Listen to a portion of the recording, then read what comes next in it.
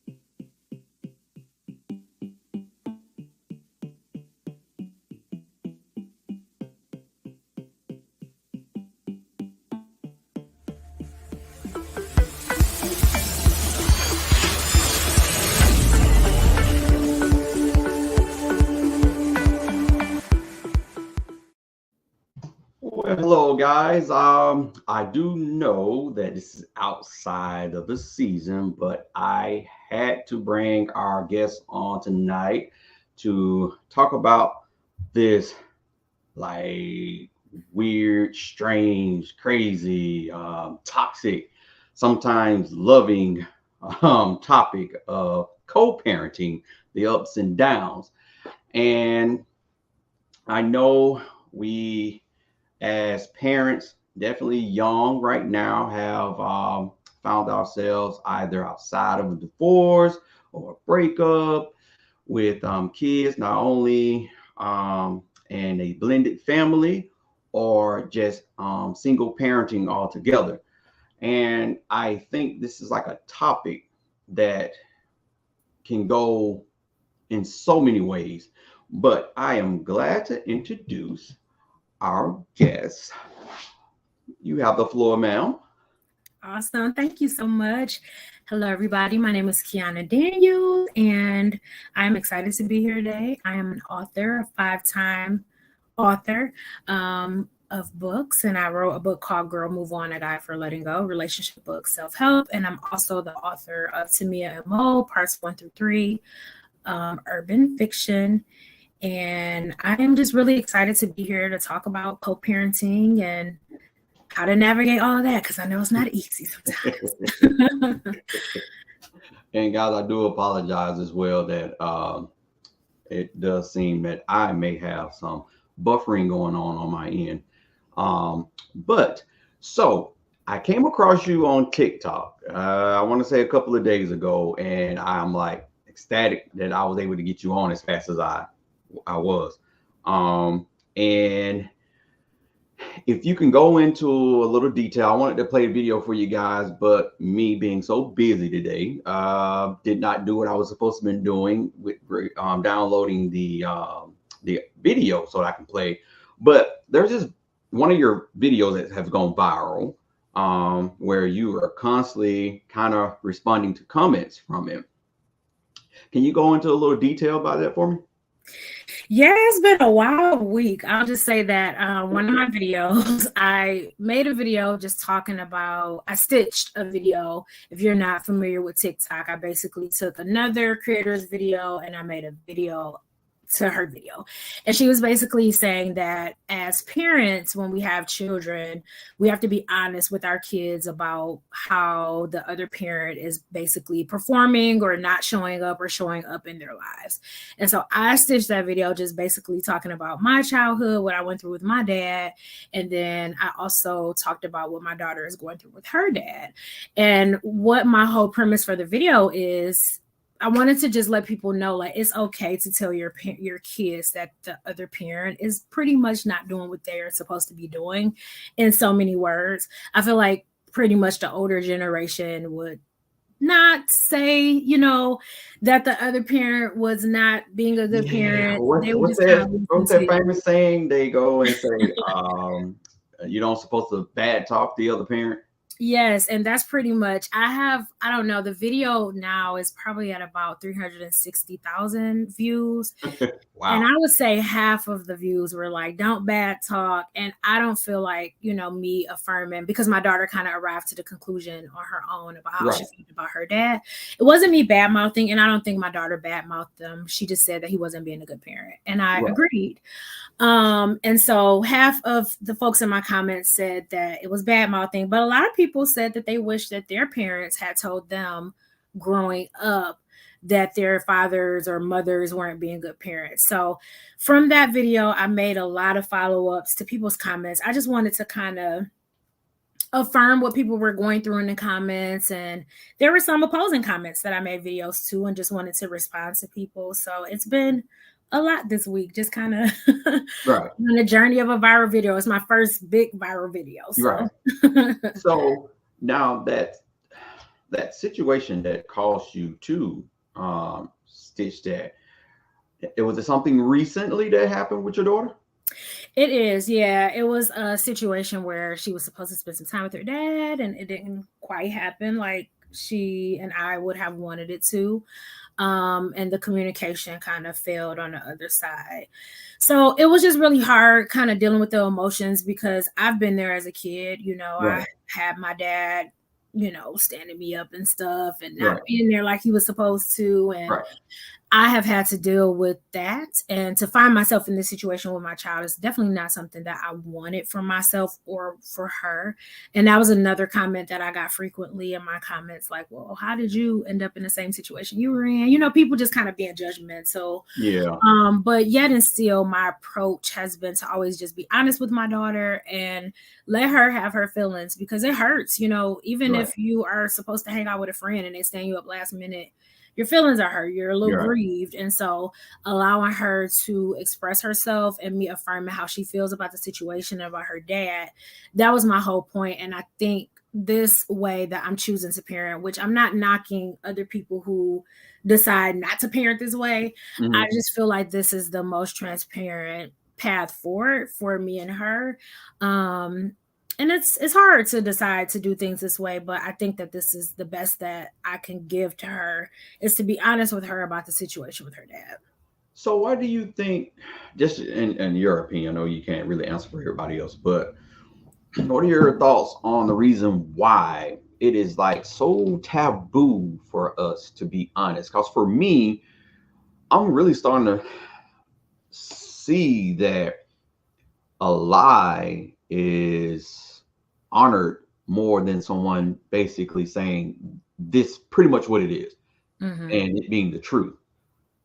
You know what? I think it's I would say that I can answer that in two parts. I don't know if I would say, like, some people will lie to their kids and they'll be like, oh, well, your dad probably got busy, or they'll like make excuses, I would say, right? Some people would lie and say things that are totally not true just to appease the child. And I think that our main goal when our children are devastated is to make them feel better. And I think a lot of people are willing to make excuses or lie to make them feel better, as opposed to telling the truth, because sometimes the truth is just taken as, well, if you say that this person is not being a good parent, then that's you speaking negatively on them.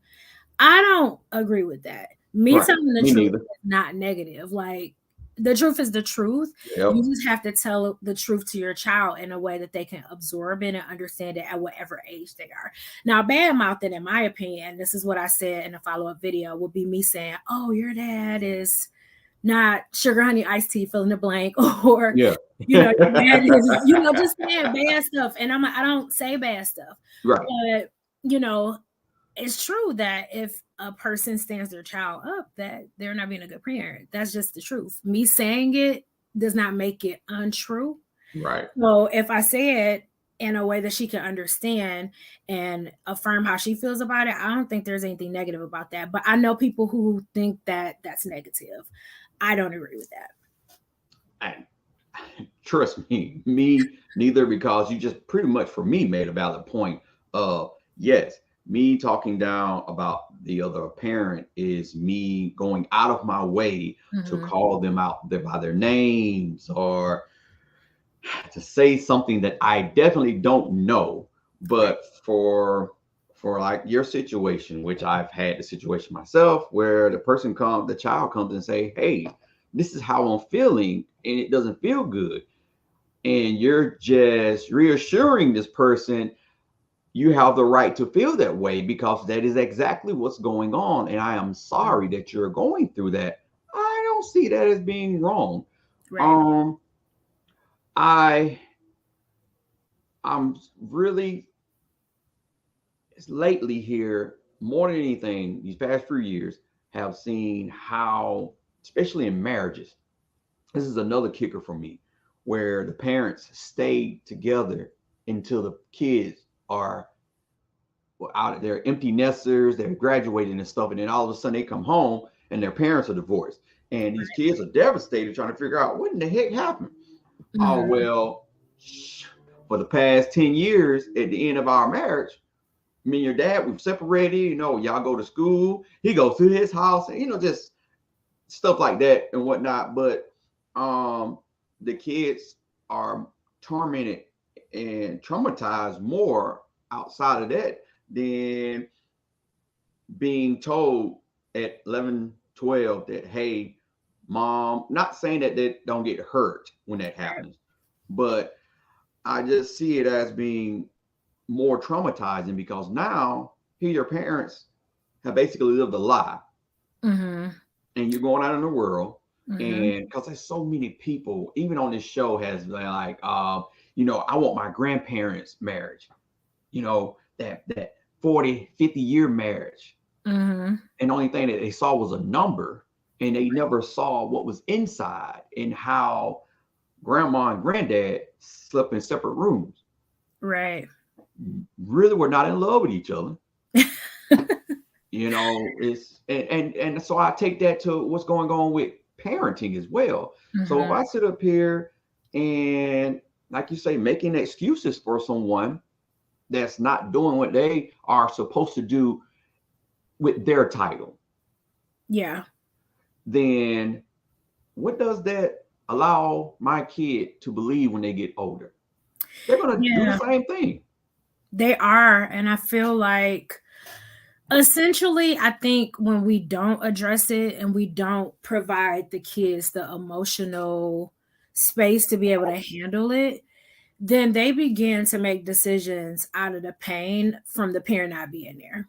And Right. that's what I'm trying to avoid. Mm-hmm. Because then kids start internalizing, like, well, is my dad not around because of something I did? They try to take the blame because they are trying to rationalize why it's happening, Mm-hmm. when we as the adults can give them the tools they need to be able to process why Right. it's happening to them. And I think when we do that, that sets them up a lot better than if we say nothing at all or if we provide excuses or lies. Right. So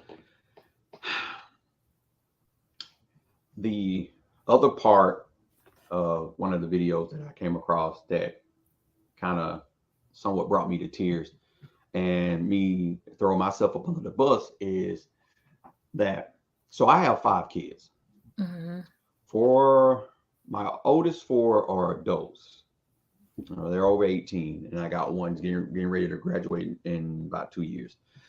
Um, my last child is probably the closest child to me.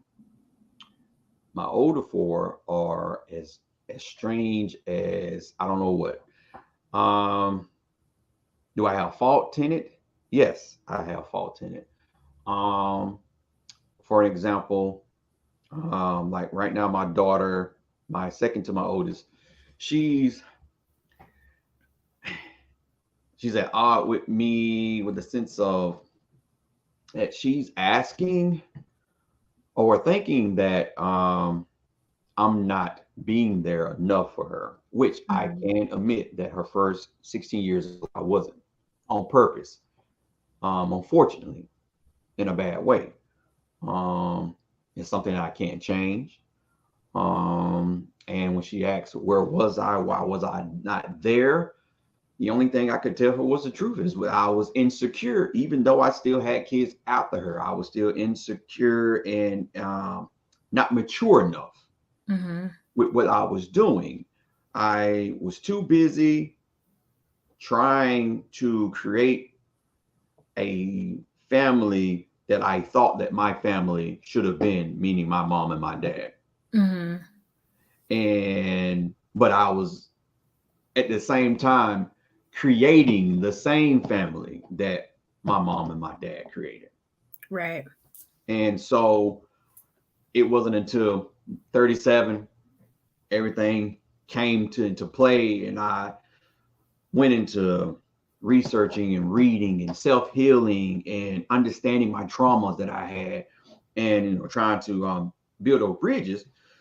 But I'm having to talk to her this Saturday about, because we just had a disagreement where she's like, I'm not calling her enough, where I was calling and texting, but she wasn't responding to me. And some things that I've heard that have come to me that I don't know if she's aware of, that I'm gonna have to break down to her. But it was like, she's saying, you're showing people on Facebook, Instagram, you're posting these people, but you're not posting me. And I'm trying to get her to understand is that you're not giving me anything, whereas I know it goes both ways. And she stated that as well. I gotta say stuff that I've done or what I didn't do, and I have to do better myself. And I'm cool with that. I'm gonna say this part and then we can move on, because it opens up the question next. Whereas it saddens me to know that she's hurt that I called her one time and asked her for her dad's number. And when I say her dad, because before I got into her life, there was another man in play. 16 years. Her mom and this man divorced for a brief moment, and they got remarried. So same dude. He's back in the picture. He's been back in the picture ever since she was 17. And I think last year she posted him for Father's Day. Didn't have a problem with it. It's not, I know I haven't been there, and I know that he has. And I know that they have a relationship to a degree that she's spoken about it, and that she was kind of upset that what happened between her and, her mom and him for that brief moment, and whatnot. But my thing is, she was upset because I asked to speak. Can I get her dad's phone number? Because I end up calling him and explaining to him that I appreciate everything that he's done for my daughter. And to this day, I don't understand, why is it so hard for another man to give someone else their roses for stepping in when you were not there? And so it's basically what I was explaining to him. I don't know if he sat down and talked to her about it, but she's upset. Like, why would my dad call somebody else my dad? And so I'm having to sit down this weekend and explain to her that it wasn't she's internalizing it the wrong way. Whereas, like, truthfully, this person has been there for her, and I can't take that away from him, nor can I get those years back to replace that. And I think it was an honorable thing, not to toot my own horn, but I think more men need to sit and say that, because there's so many men out here talking about ain't nobody else gonna follow my kids, but you ain't there still. Right. Yeah, for sure. And so that opens the door to where the second video that kind of brought me to tears of paying attention to who you're laying down with to have kids. Because once the child is born, and a lot of us do see those red flags. Yes. and we ignore them. And you, matter of fact, I think you just had another video where it might not have been you, and you correct me if I'm wrong, where a person got married and they found out the person had other kids. Yeah, that was my video. Yes. I was going to say, her wife situation was kind of like that with her previous. Yeah. And, but, you know, they stayed married a good 8 years after that. But cause my thing is, especially if a person has kids, it kills me when someone sees that their person is not great with kids and they still go have kids with them, thinking that that person is just going to automatically be wonderful with theirs. Yeah. You know what? That was a hard response video for me to do on TikTok. Because and I mean, I won't say it's too hard. I pretty much have been very transparent about my relationship with my daughter's dad. I wrote a whole book about it. Yeah. And my goal for writing the book was twofold. And I always like get emotional when I think about this story. I work with students, I work in education, and shout out to my friend Janelle. She says, keeping it real, these conversations need to right. I was just gonna say that. I was working with two of my students, and we stopped to go get lunch, and I heard them talking about their love lives. And I am the adult, the professional. They're grown too. I work with college students. Right. And it was sounding the same. Their stories were sounding like mine. And I'm like, this is not good. And so I started journaling, and that's where the book came from. And I realized that a lot of people, you know, we find ourselves in these situations. We find ourselves in relationships that are really not the best for us. And we know they're not the best for us, but we just kind of stay in them. And there are multiple reasons why one would stay in a relationship that's not good for you. But then an extra layer is added to the cake when you bring a baby in it, right? Yes. So for me, I knew and I saw things, and that's why I responded to a question on TikTok about accepting my responsibility. And I will stand on the hill of saying I'm not responsible if, you know, her dad chooses not to show up for her. That's on him. But can I say that in the dating process, there were red flags that I chose to ignore, or red flags that I saw and I was just like, maybe he'll change? Yeah. Will I admit to that? Yes, I will. And I don't think a lot of people will admit that. They don't want to take ownership. Right. But I'm a person that I'm like, okay, I always say this, I'll eat it. Meaning, I put it in front of me. I serve this up to myself. I could have walked away. I'll own it and I'll eat it. And so it's just really hard because now you have another human involved that we have collaborated on, is what I like to say. And that it's up to me and you to make sure that she has the foundation she needs to grow up to be a productive member of our society. But people won't accept responsibility. And that's my whole goal for being very transparent about this situation. If I can just say one person to say like, yeah, this is not good for me. This person, I see their characters all wrong. I see that they're, not being a good person to me. They treat me bad. I see that they have other kids that they're neglecting. Mm-hmm. I think it will behoove a person to say like, no, let me walk away. So if I can just get one person to change their mind, then all of this transparency, the books and all of that will, be for good cause. Right. Yeah. And I feel the same way. Again, that's why I was telling you behind the scene before the show started. That's actually what our goal has been these past couple of seasons, is changing the narrative. Mm-hmm. And in order to change the narrative, God has placed it on my heart to sit and be that testimonial because I've done so much wrong. And I've cried about it, beat myself up long enough about it to that I don't know, some folks may take it as being arrogant or whatnot, but I'm over beating myself up.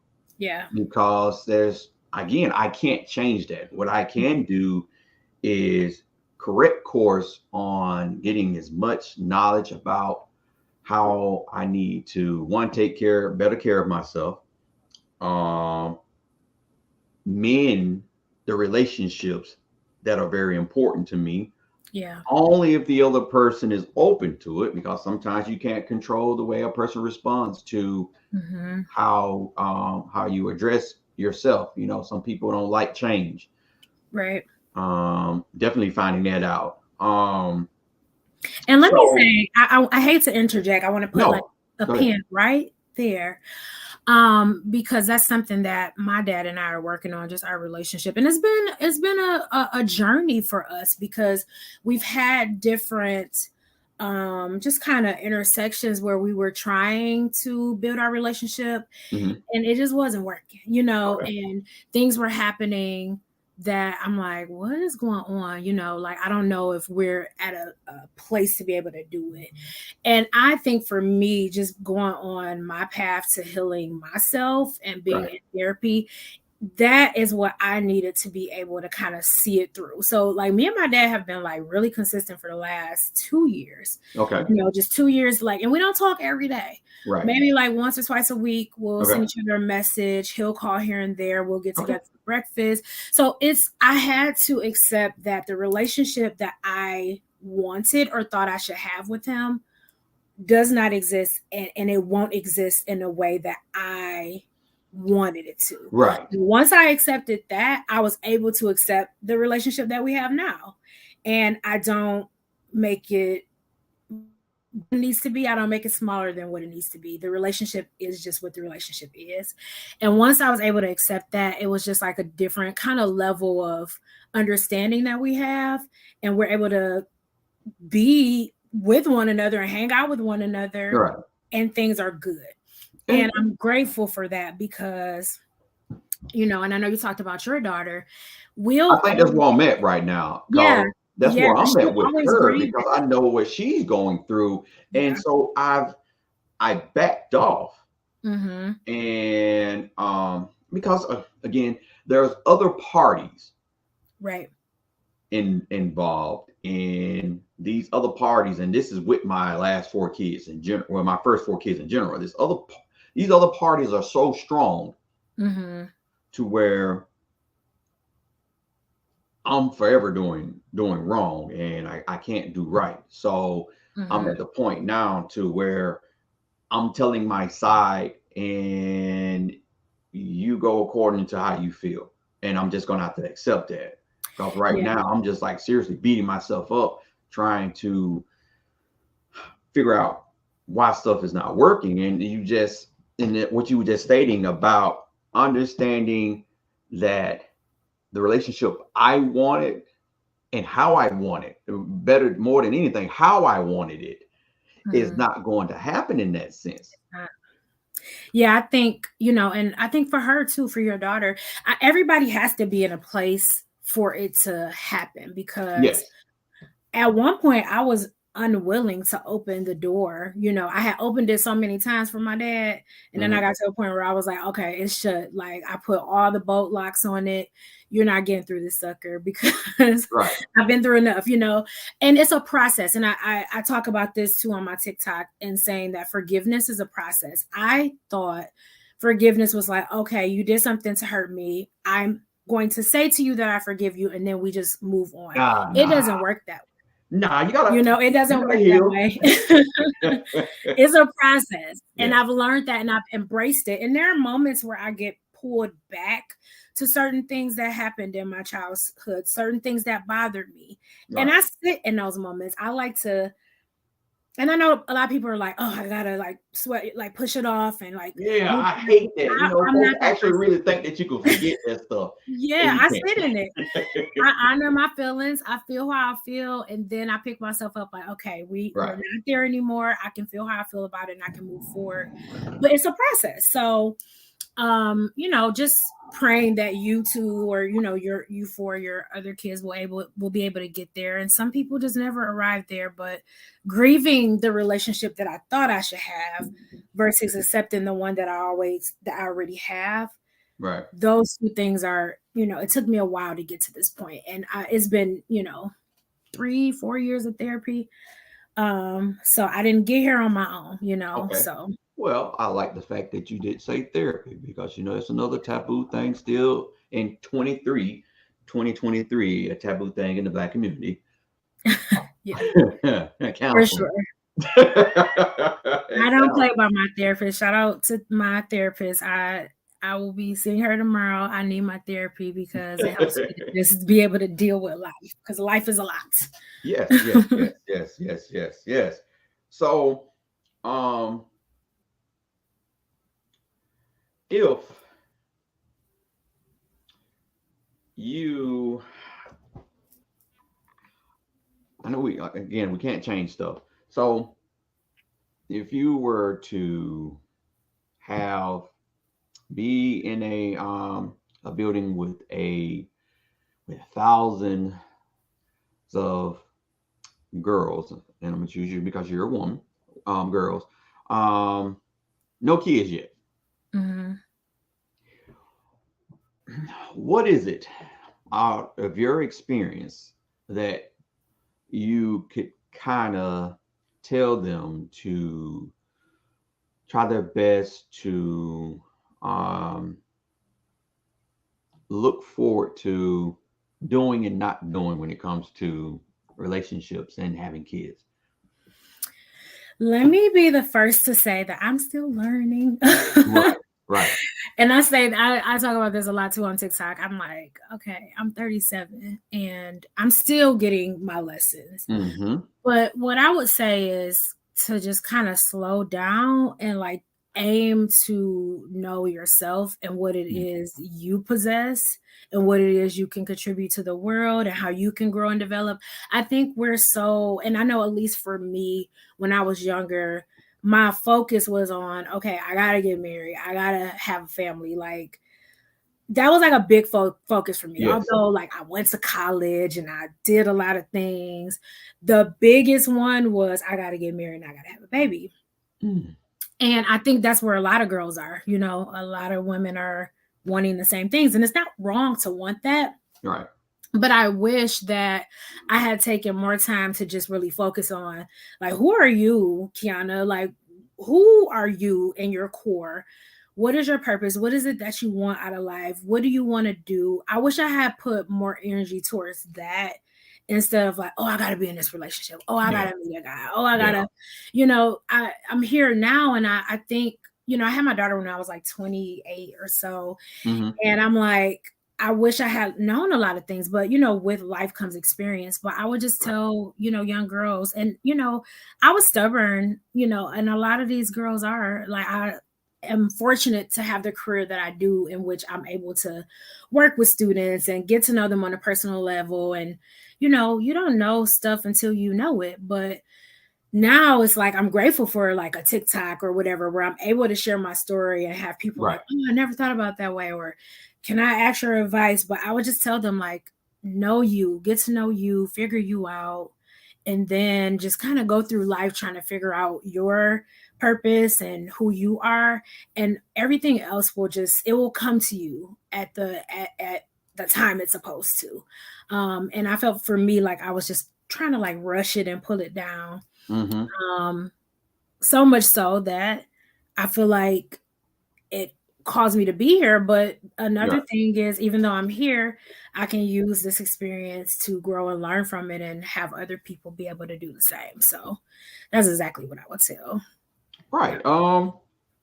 And I would say the same thing to men and boys as well.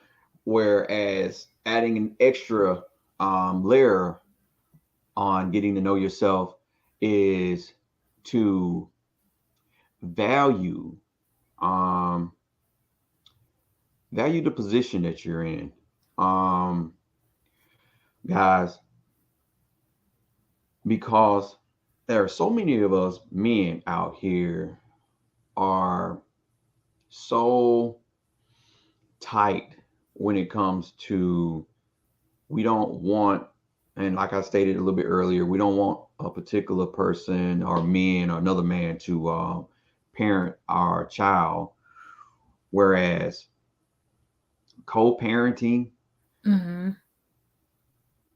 it's a wonderful thing when you have two people that create a child, they separate, regardless of how what the terms are, but they're still good enough to co-parent.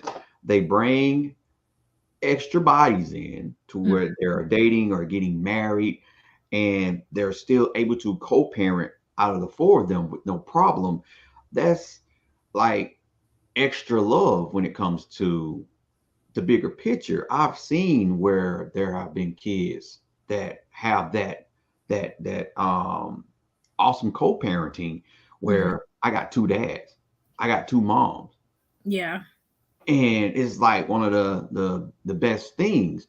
And the it's like I've talked to people where I can't hear my daughter call someone else mom.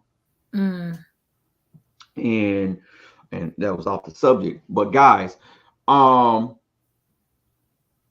like she stated, and we've said this plenty of times on the show, being 100% you, not that 50-50 thing in a relationship.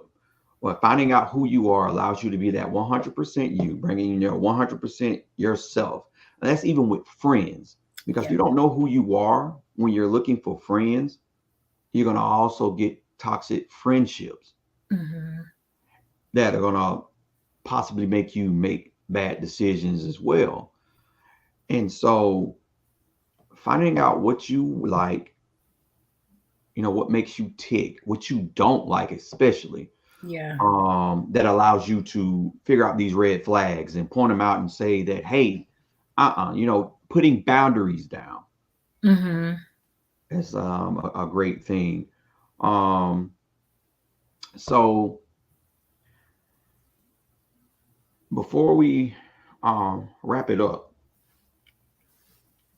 do you find yourself, I know you stated that now you're kind of like in a slow down, figure myself out period, right? Well, which we are always in this, forever. But I'm guessing I'm asking, like, would you be against someone just falling in your lap and saying, "Hey, I'm the person"? Okay, you're talking about in reference to dating? Yeah. Oh, I'm always open for dating. Okay. At this point in my life, I'm open to it, but it got to be the right person, because I'm not just dating for me. You know what I mean? Right. So when I'm dating somebody, making sure that aligns with my lifestyle, because I'm busy and I'm a single mom. But yeah, I'm open to it, and making sure that whoever I bring into my life, if it's going to go long term, would be somebody that can love and accept my daughter, and my daughter can also love and accept them, because it's a two-way street for that. But yeah, I'm definitely open to it. Okay. It's just right now, life is a little bit crazy and busy. Right. So yeah. And there's something that my wife was saying to the kids before we actually got together, and we make fun of it now, because I may do something silly and her daughters will be like, "Well, you married him," and he's like, "Well, y'all were okay with it because I told y'all, if my kids don't like the situation, then I can't do it." And I say that in the sense of, I don't mean where you have kids that are so in love with their other parent to where they just refuse to see you with somebody else. That's something totally different, guys.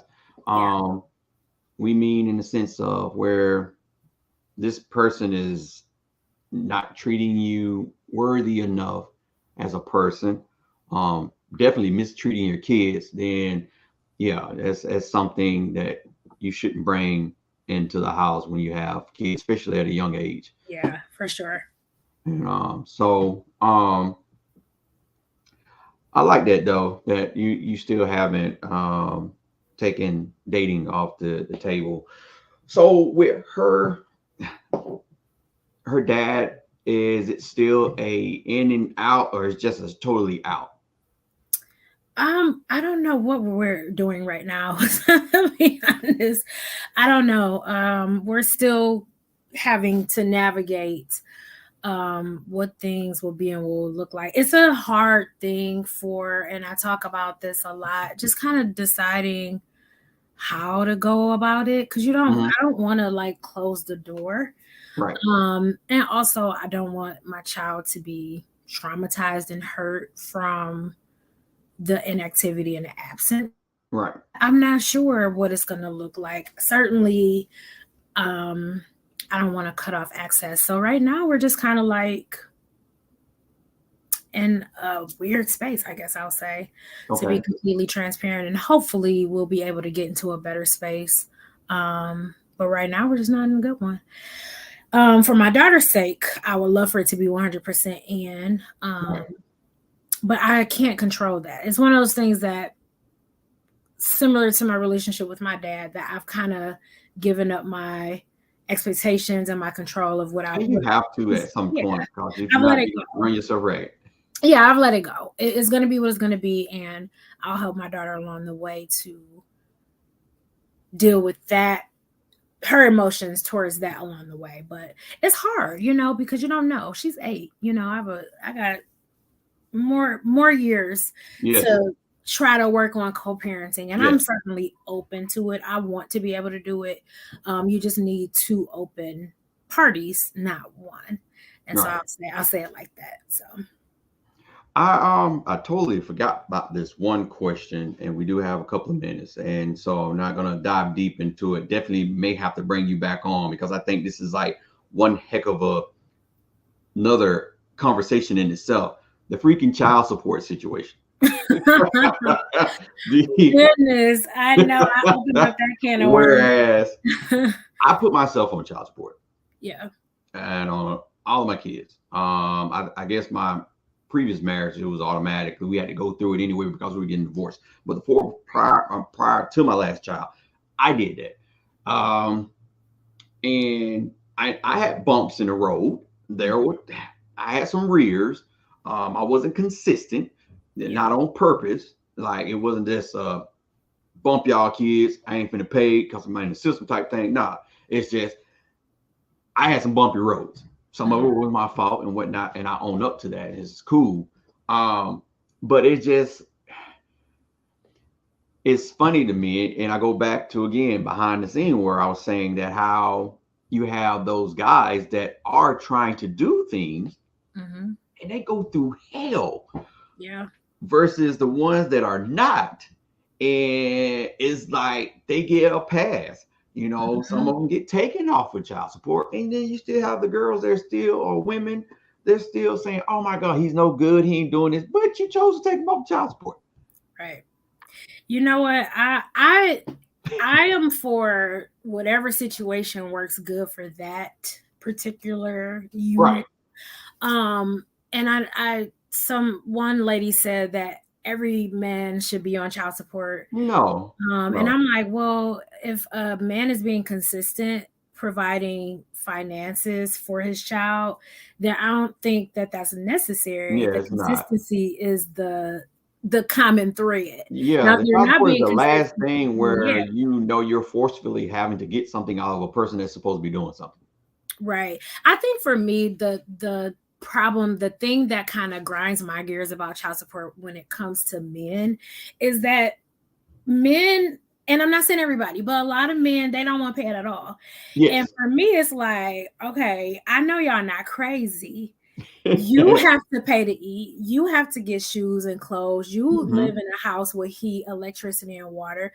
Your child requires the same amount of things. Now, granted, if I'm a single woman, I'm going to be in my house with electricity, water, internet. Right. But I can tell you right now, I have to pay more money for my child to eat. She gets her hair done just like me. She gets her nails done just like me. She needs shoes and clothes. They're worn all the time. Socks come up missing every week. I'm buying socks like literally every couple of weeks. Right. That cost. And so it kind of boggles me when men just don't want to pay it at all.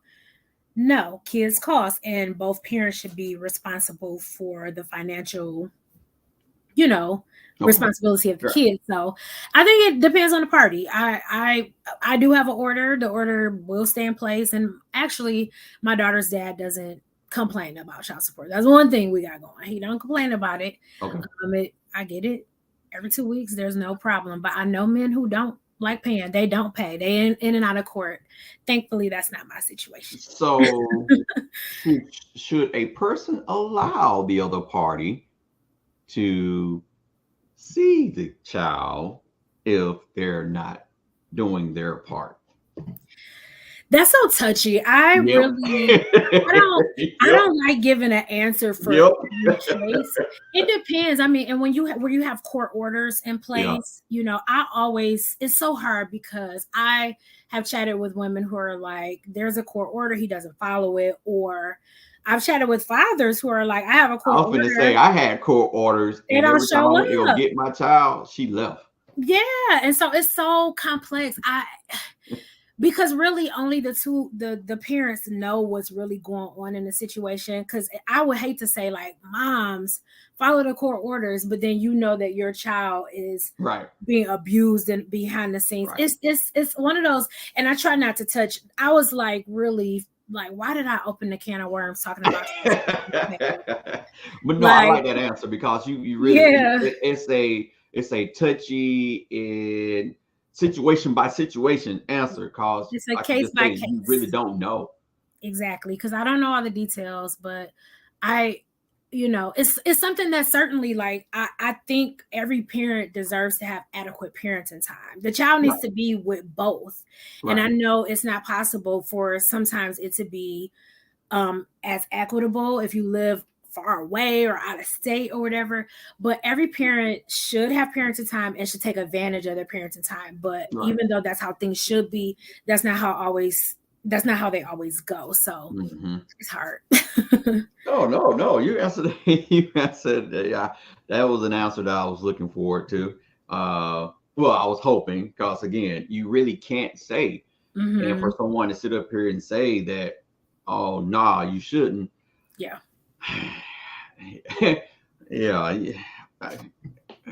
It's crazy. It's hard. It's one of those situations where the system low key is needed, and then sometimes you're like, why does it exist? Because for me, it's run by computers. You know, you do have the people where you come in, you talk to, you give them your information, and after that, it's out of their hand. Once they put you in the computer is basically sending out funds to whomever party. And I have gotten messed up so much to where I had a whole income tax check go to one parent. Yes. That put me in the rear, where it was supposed to have been split up, or even my whole check going to.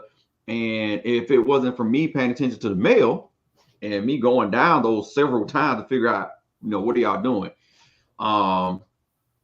You can't, guys, I advise that for the men that are doing right, not your knuckleheads that are being silly, but the men that are doing right, stay on top of it, pay attention to it.